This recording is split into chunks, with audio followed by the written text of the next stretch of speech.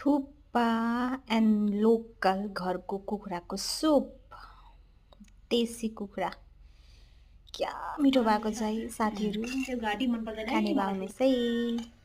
अनि प्याज टमाटर पत्ताकोपी खुर्सानीको स्यालेड यम्मी यम्मी भएको छ। धेरै टाइम बादमा आज लोकल कुखुरा खानु पाएको।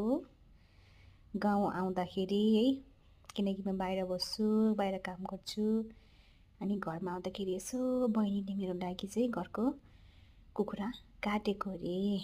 थ्याङ्क यू मेरो बहिनी, मेरो लागि यति दुःख गरिदिनु भएकोमा।